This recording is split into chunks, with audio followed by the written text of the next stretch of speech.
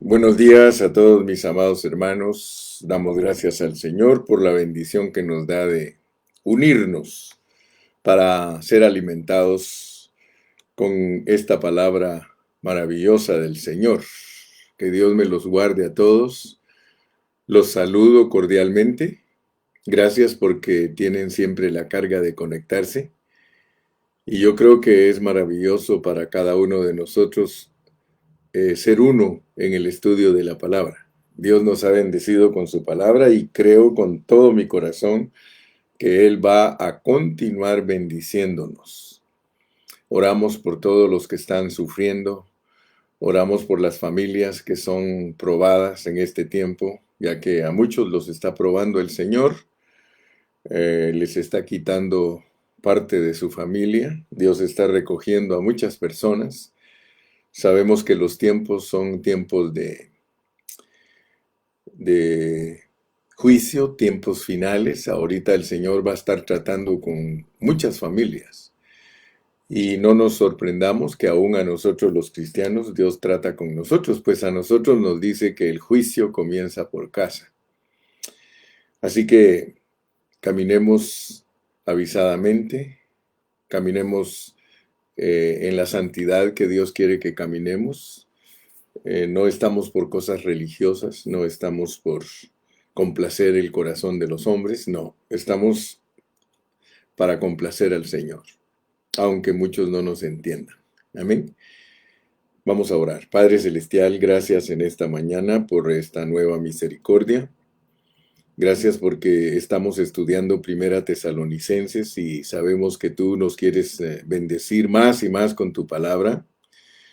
Señor, te pedimos que nos ayudes a ejercitar nuestro espíritu, que al leer tu palabra, Señor, podamos ejercitar nuestro espíritu para entenderla y que tú abras nuestros ojos para ver lo que todavía no alcanzamos a ver.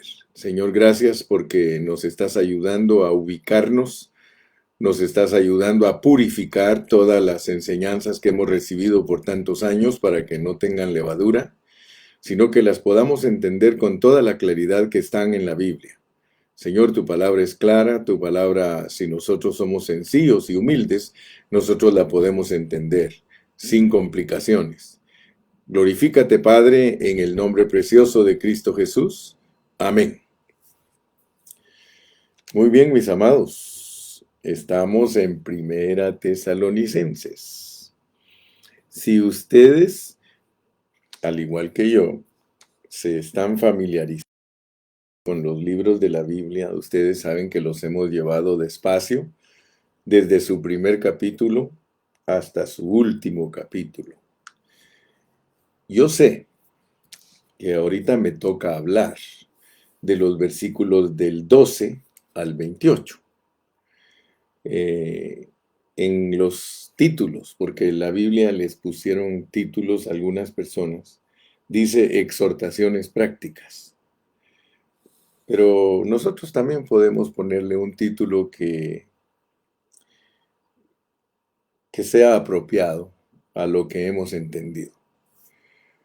El último mensaje o los últimos mensajes nos hemos centrado en lo que el Señor quiere de nosotros, que entendamos su venida y el día del Señor. Que entendamos que su venida es para los cristianos y el día del Señor es para los incrédulos. Aquí en el final del capítulo 4 y principio del capítulo 5, nosotros tenemos un contraste. Tenemos a los que no tienen esperanza, los incrédulos, y a los que tienen esperanza, los creyentes. Y en el mismo contexto, ahí se encuentra que para nosotros es la venida del Señor, así nos lo dice el versículo 15, 4:15, la venida del Señor. Y en el 5:2 dice el día del Señor, y el versículo 3 dice que es un día de destrucción repentina. Entonces yo quiero que ustedes alcancen a ver con toda claridad que el apóstol Pablo, cuando les habló a los tesalonicenses, les habló de la venida del Señor y el arrebatamiento, y el día del Señor y el juicio para los incrédulos. Y a nosotros nos puso que debemos de velar y ser sobrios. Velar y ser sobrios. Ahora, nosotros tenemos que internarnos en el pensamiento del apóstol porque él usa expresiones que si no averiguamos por qué las usó, nos es más difícil entender el mensaje. Él habla de velar y si ustedes se dan cuenta de una coraza y él habla también de un yelmo. O sea que el velar, el velar tiene que ver con un soldado, tiene que ver con soldados. Y ser sobrios tiene que ver con personas que entienden lo que se está hablando. O sea que Dios está muy interesado en que nosotros entendamos que estamos en una lucha, en una batalla para defender sus intereses. Ahí estamos. Eso es velar. Aquí el asunto de velar tiene que ver con soldados y el asunto de ser sobrios tiene que ver con entender correctamente lo que se nos está enseñando. Entonces, siguiendo esta lógica, siguiendo esta secuencia divina, porque es una secuencia divina como viene desarrollándose el mensaje, nos tocaría hablar del versículo 12, os rogamos hermanos que reconozcáis a los que trabajan entre vosotros, y nos debe de llamar porque a mí me parece raro lo que el Señor en su lógica continúa diciendo. Tenemos que averiguar qué significa después de que nos hablan de velar y ser sobrios y que no nos puso Dios para ira. Después de entender eso, que nosotros reconozcamos a los que trabajan entre nosotros. Bueno, tenemos que explicar el versículo 12 y el 13, porque dice que hay que reconocer y tener en mucha estima y amor por la obra, o sea, a los que nos presiden, o sea, a nuestros líderes. Aunque no voy a tocarlo hoy, solo les estoy diciendo que según la lógica divina y según la secuencia de esta revelación divina, nosotros tendríamos que hablar hoy de eso, pero no me quiero ir tan rápido sin dejar bien claros algunos aspectos que tienen que ver con la resurrección. Me llama mucho la atención a mí porque nosotros vivimos en un tiempo en el que los maestros se amontonaron. Ahorita tenemos maestros amontonados. Y lo dijo Pablo, que en estos postreros tiempos se amontonarían los maestros y la gente tendría comezón de oír. Entonces yo quiero que mantengamos ese parámetro, mantengamos esos principios que Dios ya nos ha mostrado, que son claros en la palabra. Ustedes se recuerdan que cuando hablamos del capítulo 4 y versículo 13, dice, tampoco queremos, hermanos, que ignoréis acerca de los que duermen. En ese tema de morirse y resucitar hay mucha enseñanza, pero nosotros tenemos que tener cuidado porque muy fácil se puede desviar uno del camino real. Muy fácil se puede desviar uno de la verdad. Entonces yo quiero que aprendamos hoy, yo quiero ayudarlos a ustedes para que en una forma sencilla ustedes entiendan la venida del Señor. Porque la venida del Señor tiene que ver con muertos resucitados y vivos transformados. Y gracias a Dios que dijimos que aunque no hay detalles en Primera Tesalonicenses, como nos compartió hoy en la mañana mi hermana Alejandra Rivera, ella nos compartió y y todo lo que ella compartió es lo que hemos estado estudiando, que la Biblia es clara. Me gustó esa expresión que ella dijo, la Biblia está clara, solamente tenemos que aprenderla a usar respetando los contextos. Si nosotros respetamos los contextos de la Biblia, entonces nosotros no vamos a confundir a nadie y siempre vamos a instruirlos. Y yo estoy por eso. Estoy porque entendamos la sencillez de la palabra.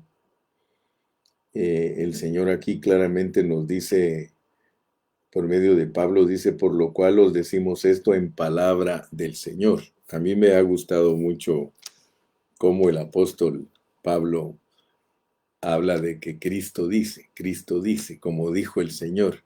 Y quiero que vayamos a Hechos para entender bien a Pablo. Vamos a Hechos y vamos a darnos cuenta aquí por el capítulo número 23. Hechos 23, porque yo quiero que ustedes vean que Pablo es confiable. Nuestro apóstol Pablo es muy confiable.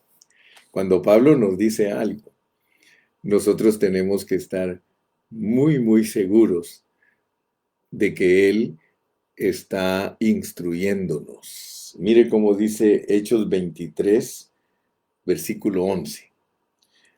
A la noche siguiente se le presentó el Señor y le dijo, yo quiero que ustedes vean que Pablo aprendió las cosas directamente del Señor. Dice que en la noche siguiente se le presentó el Señor y le dijo, ten ánimo, Pablo, pues como has testificado de mí en Jerusalén, así es necesario que testifiques también en Roma. ¿Por qué les digo que Pablo es confiable? Porque Pablo disfrutaba de la presencia de Cristo. Cristo venía y le hablaba. O sea que a Pablo no se le apareció Cristo una sola vez. Cada vez que Cristo quería hablar con Pablo, a Pablo se le aparecía Cristo. Por eso nosotros como apóstoles, si es que nos llamamos apóstoles entre comillas, ni siquiera nos podemos comparar con Pablo, porque yo que sepa hasta aquí, ninguno de los que se dicen ser apóstoles, el Señor se le ha aparecido y le ha hablado. Eh, Hermano, esto que estoy hablando es delicado. Decir a alguien que se le apareció el Señor Jesucristo y que le habló y le dijo, eso tenemos que tener cuidado porque con eso no se puede jugar. Si yo me creo un apóstol y yo digo que Cristo se me apareció, más me vale que sea verdad que se me apareció y que habló conmigo, como hablaba con Pablo. Entonces, por eso cuando leemos aquí, mire cómo habla Pablo en 1 Tesalonicenses 4:15, por lo cual os decimos esto en palabra del Señor.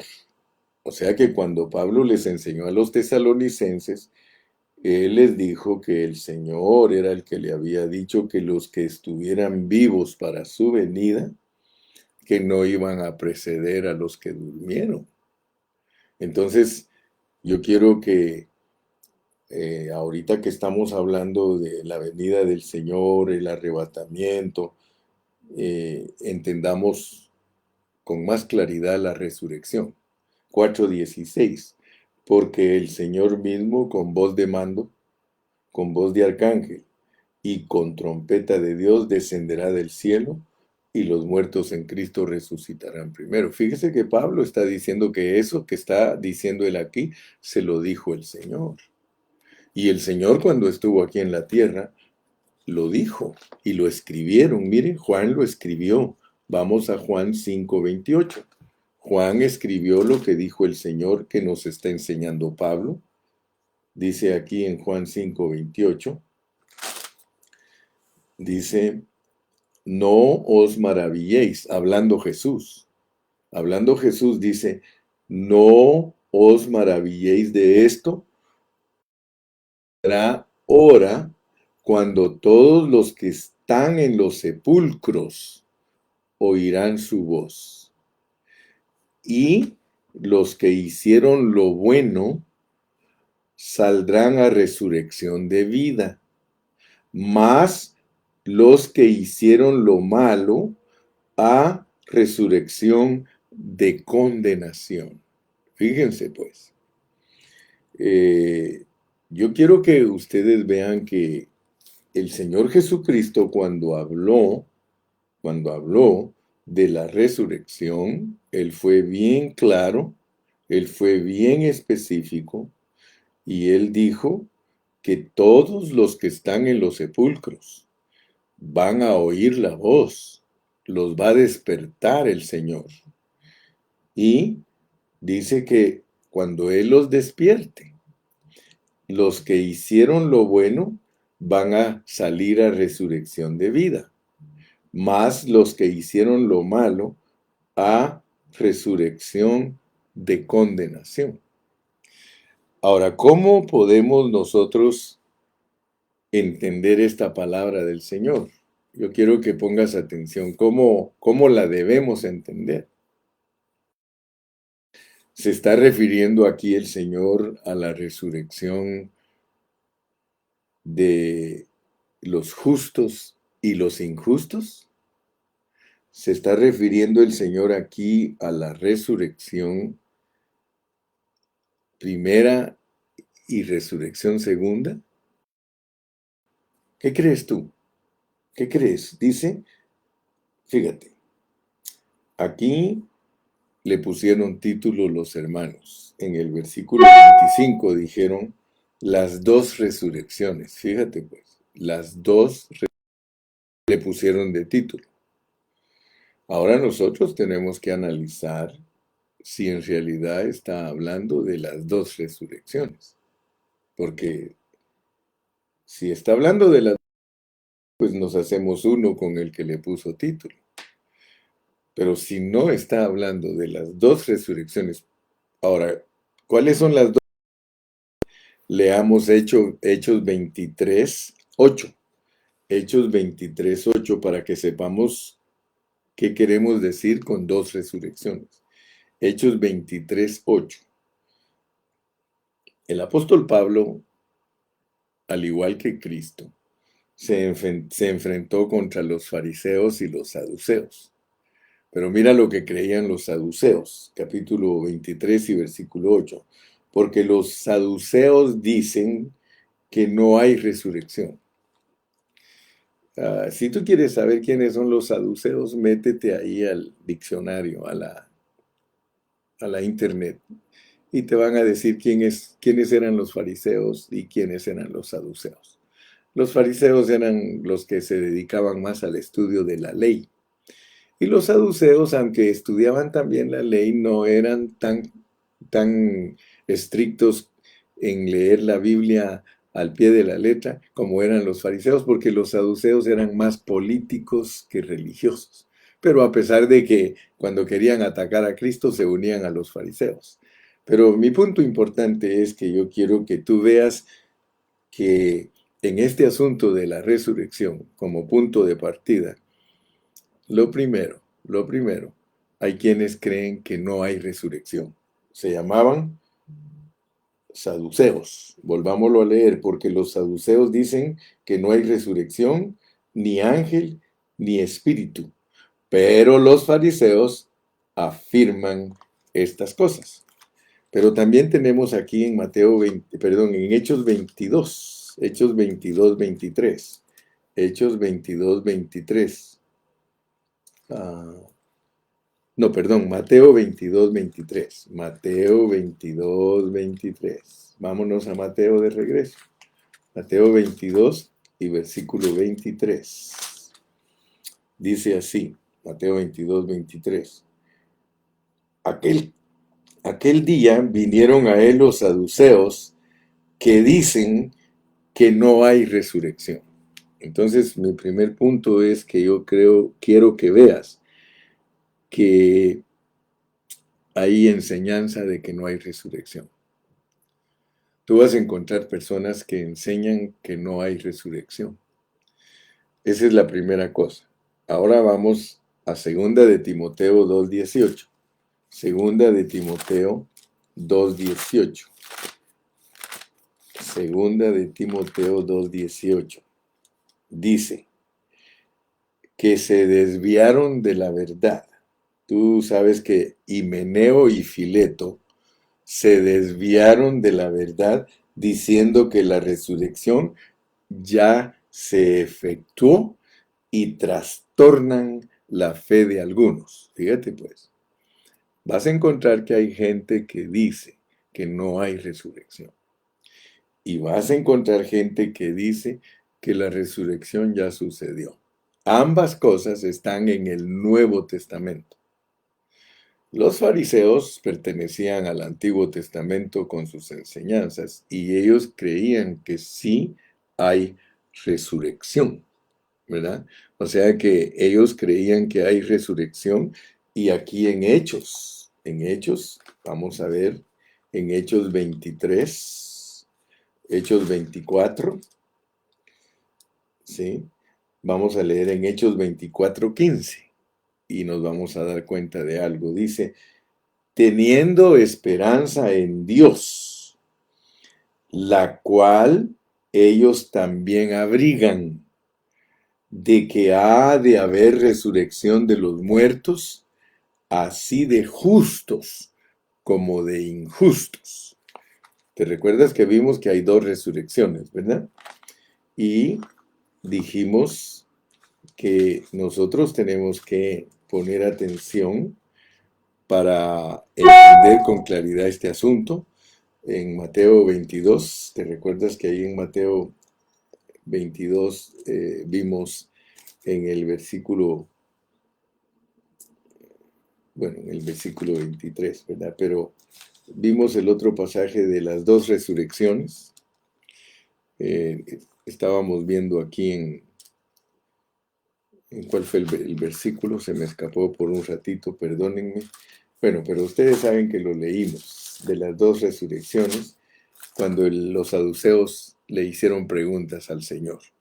Entonces nuestra incógnita ahorita es, cuando el Señor Jesucristo, sí, en Mateo, perdón, Juan 5:28.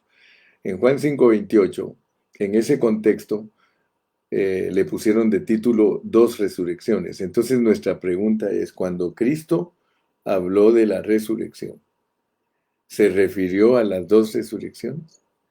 ¿Será que el Señor estaba mostrando dos resurrecciones cuando Él habló? Vamos a volverlo a leer. Dice en el capítulo 5, versículo 25. De cierto os digo, viene la hora, y ahora es cuando los muertos oirán la voz del Hijo de Dios. Y los que la oyeren vivirán. Porque como el Padre tiene vida en sí mismo, así también ha dado al Hijo el tener vida en sí mismo. Y también le dio autoridad de hacer juicio por cuanto es el Hijo del Hombre. No os maravilléis de esto, porque vendrá la hora cuando todos los que están en los sepulcros oirán su voz, y los que hicieron lo bueno saldrán a resurrección de vida, mas los que hicieron lo malo a resurrección de condenación. Ok. El Señor Jesucristo en este contexto está hablando de la vida eterna. Si usted lee desde el versículo 22, dice, porque el Padre a nadie juzga, sino que todo el juicio dio al Hijo. Porque el Padre a nadie juzga, para que todos honren al Hijo como honran al Padre. El que no honra al Hijo, no honra al Padre que le envió. De cierto os digo, el que oye mi palabra y cree al que me envió, tiene vida eterna. Y no vendrá a condenación, mas ha pasado de muerte a vida. Así que podemos decir con toda claridad que cuando Cristo habla de la resurrección, Él habla de las dos resurrecciones. Él habla de los incrédulos y habla de los creyentes. Pablo, cuando habla de la resurrección, dice, miren, a mí se me juzga ahora porque abrigo la misma esperanza que tienen los fariseos de que habrá resurrección de justos y de injustos. Entonces nosotros tenemos que saber que en la Biblia, cuando se habla de la resurrección, se tiene que entender bien el contexto, porque si no nosotros vamos a aplicar la resurrección en una forma incorrecta. Y Dios no nos quiere confundir. Estamos estudiando Tesalonicenses porque queremos entender con claridad cómo es la venida de Cristo, cómo es la resurrección de los muertos y cómo es la transfiguración de los vivos, para ir a recibir al Señor al aire. Entonces, para que no te confundas, tú tienes que entender que la resurrección, hay resurrección de justos y hay resurrección de injustos. Pero ahora viene el asunto, pues, porque el apóstol Pablo, él es el que Dios usa para que nosotros seamos instruidos y entendamos bien claro cómo es la resurrección de los muertos. Vamos a ir a Primera de Corintios 15. Primera de Corintios 15. Vamos a entender a Pablo cómo nos presenta él el asunto de la resurrección. Fíjense, empieza desde el versículo 51. Hermana Alejandra nos dijo, hermanos, hay que estudiar Primera de Corintios, hay que estudiar Mateo 24, hay que estudiar Mateo 25, hay que estudiar Apocalipsis, hay que estudiar Daniel, si queremos entender los detalles de la resurrección. Dice en el versículo 51, he aquí os digo un misterio. O sea que eso de morirse y de no morirse, eso es un misterio. No todos dormiremos. Está hablando de todos nosotros los cristianos. No todos dormiremos, pero todos seremos transfigurados. Todos seremos transformados. En un momentito, en un abrir y cerrar de ojos, a la final trompeta, porque se tocará la trompeta y los muertos serán resucitados incorruptibles y nosotros seremos transformados. ¿Ok? Ahí está hablándonos de la resurrección de los cristianos, la resurrección de los que les van a tocar trompeta para que despierten, pero de los cristianos. Estamos hablando de lo que nos revela Primera Tesalonicenses, capítulo 5, de que va a haber resurrección de muertos y vivos transformados, porque es necesario que esto corruptible se vista de incorrupción y esto mortal se vista de inmortalidad. Y cuando esto corruptible se haya vestido de incorrupción, y esto mortal se haya vestido de inmortalidad, entonces se cumplirá la palabra que está escrita, sórbida es la muerte en victoria. ¿Ok? Regresemos al contexto. Vamos a ir al contexto para que entendamos cómo es que el Señor nos va a resucitar. Vamos a ir ahora al 15:20. Ya leímos que no todos nos vamos a morir, pero que todos seremos transformados. Y Tesalonicenses nos confirma que resucitados y vivos transformados vamos a subir al aire, a las nubes, a recibir al Señor. Ahora estamos estudiando detalles de esa resurrección. 1 Corintios 15:20. Más ahora, Cristo ha resucitado de los muertos. Recordemos pues que cuando se habla de la resurrección de los cristianos, dice Tesalonicenses, traerá a Dios con Jesús. O sea que de la misma manera, dice, si creemos que el Señor murió y resucitó, de esa misma manera nos va a resucitar a nosotros si en caso dormimos, ¿ok? Nos va a traer de la misma manera. Y por eso nos pone a Cristo como las primicias de los que durmieron. Primicias. Él es las primicias de los que durmieron. Porque por cuanto la muerte entró por un hombre, también por un hombre la resurrección de los muertos. Porque así como en Adán todos mueren, también en Cristo todos serán vivificados. Entendamos pues claramente la resurrección. Pero cada uno en su debido orden. Cada uno en su debido orden. La resurrección tiene un orden. Por eso no nos confundamos en creer que la resurrección es un solo evento. Si solo leyéramos Primera Tesalonicenses, aparentemente la resurrección es y la transformación de los vivos es un solo evento. Pero aquí se nos dice que no, aquí dice que es en un debido orden. Primero es Cristo, las primicias. Luego, los que son de Cristo en su venida. Ok, quiero que me pongan atención en este puntito, porque todos los que son de Cristo van a resucitar en la venida de Cristo. Todos los que son de Cristo, según el orden, primero resucita Cristo y se llama las primicias. Él es primicia, pero también hay primicias. O sea, él como la cabeza es primicias, pero el cuerpo tiene primicias también, porque si no, no vamos a entender Apocalipsis 14. Dice, pero cada uno en su debido orden.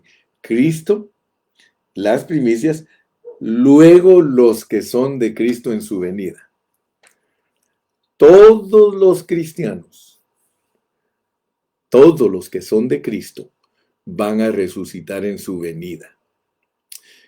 Ahora, hace poquito yo estaba leyendo un comentario de un hermano cristiano y aparentemente él se ve que es un cristiano fundamental, un cristiano que aparentemente entiende la Biblia. Pero lo que me llamó la atención a mí de él es que él dice que la resurrección de los justos y los injustos se va a llevar a cabo el mismo día. Óiganme bien lo que les estoy compartiendo. Me llamó la atención que él dice que la resurrección de los muertos, él la pone así, él dice que los justos y los injustos, y dice él ahí, de acuerdo a lo correcto de la Biblia, dice, los justos y los injustos van a resucitar el mismo día. Y les voy a decir cuál es el versículo que él usa. Él usa Daniel 12, versículo 2. Vamos a Daniel 12, 2. Ese versículo lo usa él para decir que los justos y los injustos resucitan el mismo día. Fíjese pues. Dice, sin embargo, leamos nosotros. Leamos a ver si él tiene razón. Porque cuando ustedes escuchen una enseñanza, ustedes tienen que comprobarla con la palabra. Si ustedes me escuchan decir a mí algo, ustedes sean como los de Berea. Ustedes vayan, escudriñen, busquen y Dios les va a mostrar quién verdaderamente está acercándose a la pureza de la palabra. Fíjese cómo empieza el capítulo 12. En aquel tiempo, y si ustedes leen el contexto, ustedes van a darse cuenta que antes de hablar de la resurrección de los muertos, Daniel habla del anticristo. De hecho, habla de su destrucción. Miren el versículo 45. Y plantará las tiendas de su palacio entre los mares, el anticristo, y el monte glorioso y santo, mas llegará a su fin y no tendrá quien le ayude. Si ustedes leen todo lo relacionado al anticristo, aquí ustedes los van a encontrar con un antitipo, van a encontrar en el capítulo 11 y versículo 21 a Antíoco Epífanes, que es un antitipo del anticristo. O sea que ponen de ejemplo a este emperador que quiso destruir totalmente a los judíos y que profanó el templo, etcétera, etcétera. Pero después de que el anticristo es derrotado, Daniel habla de la resurrección. Y dice, en aquel tiempo se levantará Miguel, el gran príncipe que está de parte de los hijos de tu pueblo, y será tiempo de angustia, cual nunca fue desde que hubo gente hasta entonces. Está hablando de la gran tribulación. Pero en aquel tiempo será libertado tu pueblo, todos los que se hallen escritos en el libro. Ahora fíjate pues cómo dice, y muchos de los que duermen, y muchos, yo le creería a ese hermano que la resurrección de los justos y los injustos es el mismo día, si aquí dijera, y todos los que duermen en el polvo de la tierra. Porque entonces ahí tendríamos que asegurar que la resurrección de los justos es juntamente con la de los injustos. Pero por eso, que me disculpe ese hermanito, parece como que conoce bastante de la Biblia, pero tú y yo debemos de saber que no basta con conocer bastante. Lo importante es presentar los conceptos con claridad para que la gente no se confunda. Yo no quiero que te confundas, yo quiero que agarres la onda, ponte las pilas. A mí me gusta que todos juntos entendamos. Y si alguien me dice a mí, hermano Carrillo, ese hermano que dice que los justos y los injustos van a resucitar el mismo día, tiene razón por esto y esto y esto, a mí me gustaría que alguien me dijera. Pero dice, y muchos de los que duermen, no todos, muchos de los que duermen en el polvo de la tierra serán despertados. Unos para vida eterna, otros para vergüenza y confusión perpetua. Fíjate pues, debido a que aquí dice que unos van a despertar para vida eterna, pero otros para vergüenza y confusión perpetua, entonces ese hermano dice que los justos y los injustos resucitan el mismo día. Pero contra esa aseveración tenemos mucha palabra de por medio, mucha palabra de los apóstoles. Sí, al primero que tenemos en contra es a Juan. Vamos a leer cómo cree Juan, porque fíjate que el apóstol Pablo también está en contra de decir que los justos y los injustos resucitan el mismo día, porque él dice que él perseguía la anastasis. O sea que Pablo lo que quería era resucitar de entre los muertos. Fíjate, esta resurrección es de entre los muertos. Aquí el profeta Daniel presenta la anastasis. Muchos de los que duermen, muchos, pero no todos. O sea que Daniel no lo pone como una resurrección general. Si él dijera, y todos los que duermen en el polvo de la tierra serán despertados, entonces ahí sí él estuviera poniendo la resurrección como una resurrección general. Pero yo quiero darles a ustedes datos e información para que ustedes vean cómo es la resurrección de los cristianos y por qué Daniel lo pone como vergüenza y confusión perpetua. Primero que todo, debemos de entender el libro de Daniel. Muchos hermanos les gusta Daniel, pero no lo saben enseñar. Daniel es un profeta que Dios levantó para que diera a conocer el destino de Israel de parte de Dios arreglado 70 semanas y también para cubrir los gobiernos gentiles y a Cristo. Pero quiero que vean, pues, porque de otra manera nos vamos a confundir. Daniel es un profeta que Dios levantó para que enseñara el destino del pueblo de Israel cubierto en 70 semanas. O sea que a Daniel solo le reveló Dios lo que iba a pasar con Israel durante 70 semanas, lo que iba a pasar con los gobiernos gentiles y lo que iba a pasar con Cristo. Así que Dios le dio visiones para que explicara a él todo eso, o para que lo viera y que el Espíritu Santo nos lo explique. La prueba es que Dios le reveló a él una gran imagen, una imagen. Ustedes se recuerdan del sueño de Nabucodonosor, y esa imagen tenía oro, que era el imperio babilónico, tenía plata, que era el imperio medo-persa, y tenía bronce, que era el imperio griego, y por último, hierro con barro, que es el imperio romano.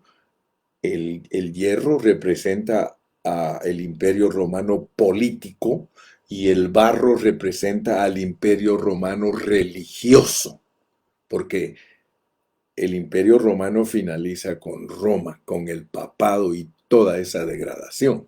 Así que Dios a Daniel, sencillamente, a través de su libro, muestra el destino de Israel desde que Cristo se fue al cielo hasta que Él regrese, lo que pasa con los gobiernos desde antes. O sea, le revela todo lo que es el pueblo de Israel, todo lo que es el gobierno humano y todo lo que es Cristo. Así que toda esta profecía cubre ese tiempo desde la antigüedad hasta su retorno, hasta su retorno. O sea que Daniel concluye con el retorno de Cristo, con la gran tribulación. No se va al milenio, ni tampoco se va a la Nueva Jerusalén. Sencillamente termina, y vuelvo a repetirte, mira, vamos a leerlo para que no vayas a creer que es mi invento. Dice en el versículo 3, los entendidos resplandecerán como el resplandor del firmamento, y los que enseñan la justicia a la multitud como las estrellas a perpetua eternidad. Pero tú, Daniel, cierra las palabras y sella el libro hasta el tiempo del fin. Pero ya sabemos que no está hablando del tiempo del fin del mundo. Está hablando del tiempo del fin de la gracia. Y dice que en el fin de la gracia lo que va a pasar, muchos viajarán en transporte veloz y la ciencia se aumentará. Y yo, Daniel, miré, y he aquí otros dos que estaban en pie, el uno a este lado del río y el otro al otro lado del río. Y dijo uno al varón vestido de lino que estaba sobre las aguas del río, ¿cuándo será el fin de estas maravillas? Fíjate pues, ¿cuándo será el fin de estas maravillas? Para que veas que no está hablando del fin del mundo. Y oí al varón vestido de lino que estaba sobre las aguas del río, el cual alzó su diestra y su siniestra, alzó las dos manos al cielo y juró por el que vive por los siglos de los siglos. Juró por el que vive por los siglos de los siglos, que será tiempos y la mitad de un tiempo, la gran tribulación. ¿Te das cuenta entonces que Daniel finaliza con la gran tribulación? Y cuando se acabe la dispersión del poder del pueblo santo, todas estas cosas serán cumplidas. Y yo oí, mas no entendí. Y dije, Señor mío, ¿cuál será el fin de estas cosas? Él respondió, anda, Daniel, pues estas palabras están cerradas y selladas hasta el tiempo del fin. Muchos serán limpios y emblanquecidos y purificados, los impíos procederán impíamente y ninguno de los impíos entenderá, pero los entendidos comprenderán. Y desde el tiempo que se ha quitado el continuo sacrificio hasta la abominación desoladora habrá 1290 días, 3 años y medio. Bienaventurado el que espere y llegue a 1335 días, y tú irás hasta el fin y reposarás y te levantarás para recibir tu heredad al fin de los días. El fin de los días se refiere a los 3 años y medio. Entonces, claramente entendemos que la resurrección que Dios le reveló a Daniel no es la resurrección general, sino la resurrección de todos los que están inscritos en el libro de la vida, de todos los justos en aquel tiempo se levantará Miguel, el gran príncipe que está de parte de los hijos de tu pueblo, los hijos de tu pueblo, y será tiempo de angustia, cual nunca fue desde que hubo gente hasta entonces. Pero en aquel tiempo será liberado tu pueblo, todos los que se hayan escritos en el libro. Está hablando de creyentes, todos los justos. Ahora, ¿qué nos debe de asustar? Que en la resurrección de los justos hay vergüenza y confusión. No solamente hay vida eterna, hay vergüenza y confusión. Y como muchos no les han enseñado bien la Biblia, ellos creen que cuando un cristiano resucite, no importa la clase de vida que vivió, todo va a estar bien. Eso es mentira. El tribunal de Cristo en las nubes es para decidir si va a la vergüenza y confusión o a la vida eterna que es el milenio. Fíjense cómo está escrita la palabra. Dios no la escribe para confundirnos, está bien clarita, la podemos ver. Ahora, hermano Carrillo, me pregunta alguno, ¿cómo presenta este asunto el apóstol Juan? Porque esto tiene que constar en boca de dos testigos. En boca de dos testigos conste todo asunto. Vayámonos a Apocalipsis. Apocalipsis capítulo 19. En Apocalipsis capítulo 19 nos vamos a dar cuenta de algo precioso. Fíjate cómo dice Apocalipsis 19:7. Gocémonos y alegrémonos y démosle gloria porque han llegado las bodas del Cordero y su esposa se ha preparado. Y a ella se le ha concedido que se vista de lino fino, limpio y resplandeciente, porque el lino fino es las acciones justas de los santos. Y el ángel me dijo, escribe, bienaventurados los que son llamados a la cena de las bodas del Cordero. Y me dijo, estas son palabras verdaderas de Dios. Hermano, aquí hay otra vez la expresión. Estas son palabras verdaderas de Dios. O sea que lo primero que va a suceder en la venida de Cristo es que la esposa va a estar preparada. O sea que a todos los cristianos que Dios transforme y que de hecho la consumación de nuestra transformación de nuestra alma es la transfiguración si estamos vivos o si estamos muertos, resucitados, es para que participemos de una boda. Quiere decir que Dios en la resurrección y en la transfiguración, Él tiene una boda.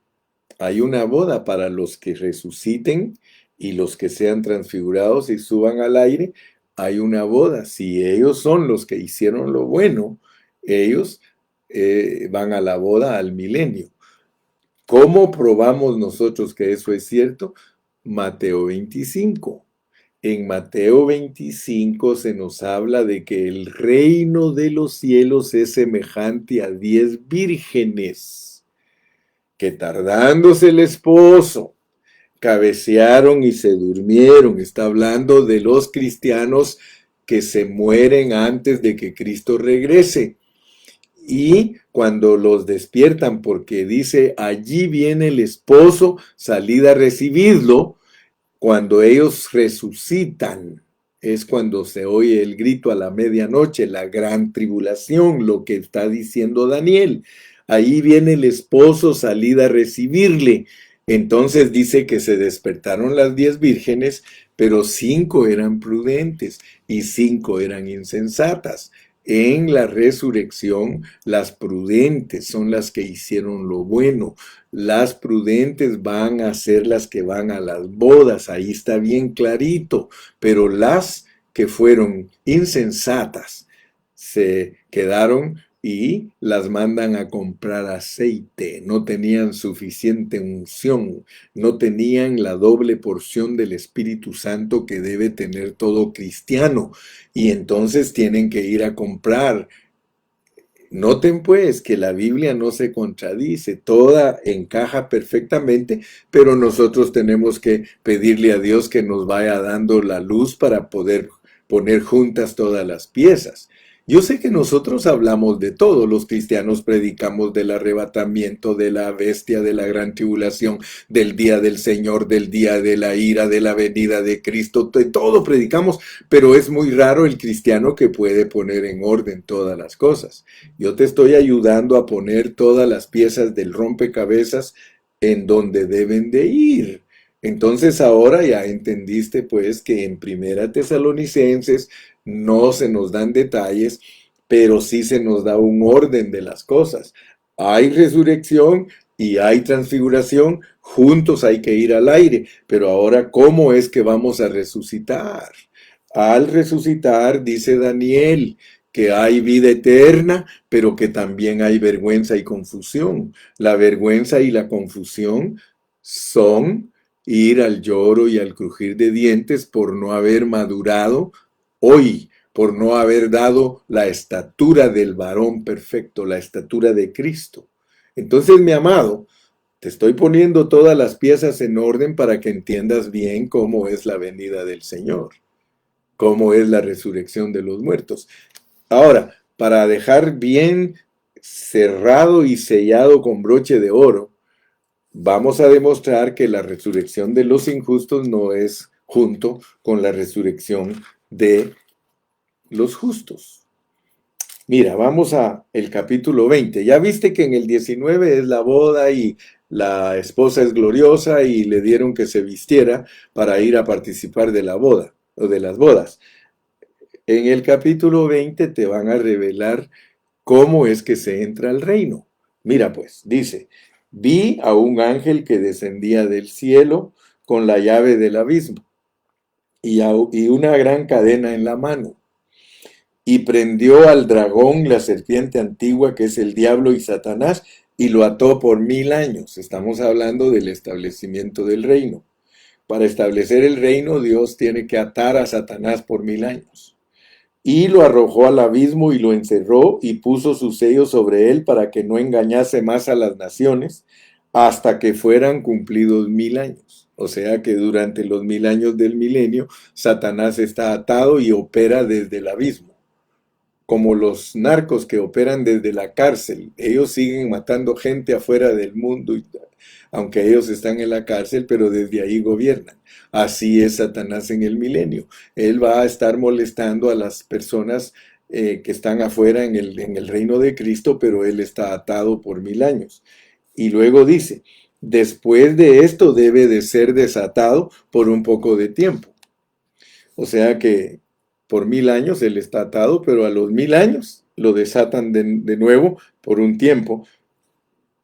Y vi tronos, y se sentaron sobre ellos los que recibieron facultad de juzgar. Pero aquí, primero hay un paréntesis para hablar de los 1000 años que Satanás es atado.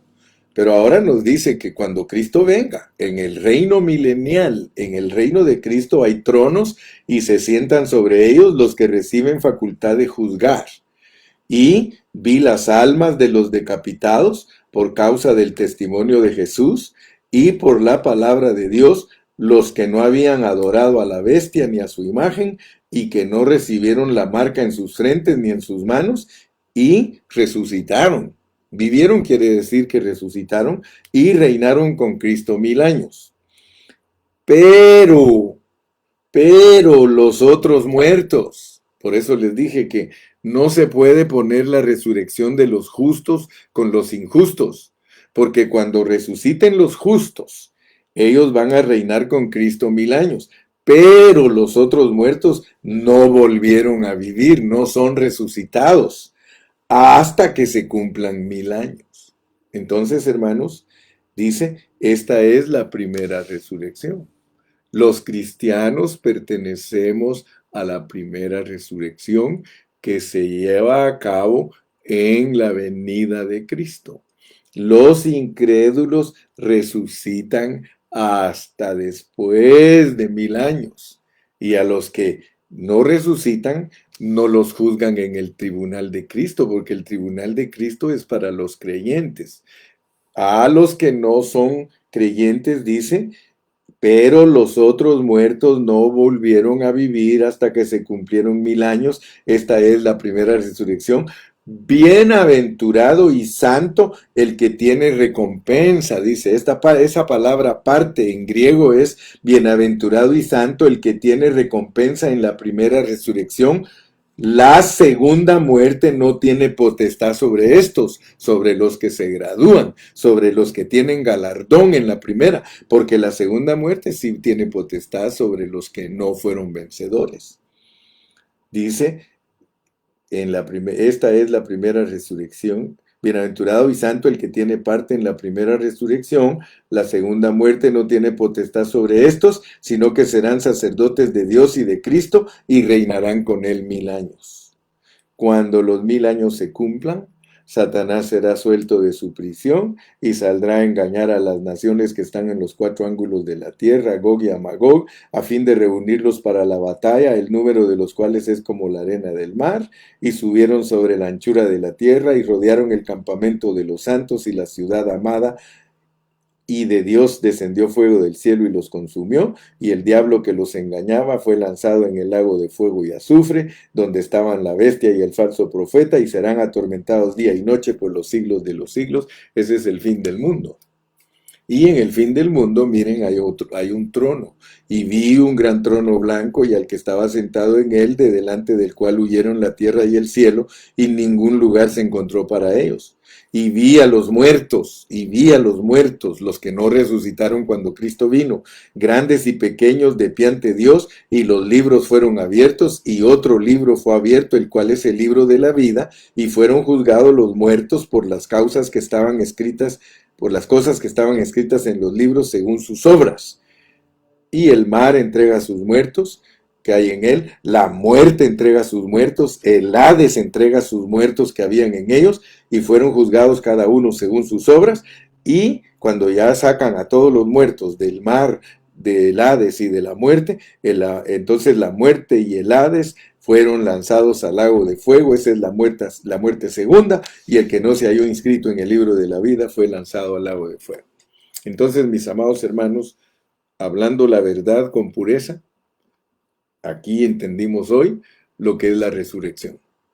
La resurrección es en orden, hay un orden para la resurrección. Además de eso, tenemos que ver que no resucitan justos e injustos al mismo tiempo, y que cuando Daniel reveló que hay resurrección de vida eterna es para todos los que están inscritos en el libro de la vida, pero también hay derrotados. O sea que los inscritos en el libro de la vida, hay quienes son vencedores, tienen vida eterna. Los que no obtuvieron la vida eterna al principio del milenio, ellos van a la vergüenza y confusión. A ellos les borraron su nombre del libro de la vida. Entonces tienen que empezar de nuevo en el lloro y el crujir de dientes, tienen que ir a comprar aceite, y entonces ellos tienen 1000 años para lograr lo que ahora nosotros podemos lograr en 80 años si aprendemos a vivir la vida de Cristo. Que Dios me los bendiga, Dios me los guarde. Yo creo que cada uno de nosotros en esta mañana fue bendecido. Dios nos está ayudando a ver con claridad cómo funcionan todos los asuntos, para que no estemos ignorantes. Lo presenté bajo contexto. Todo bajo contexto. No estamos jalando nada, ninguna escritura.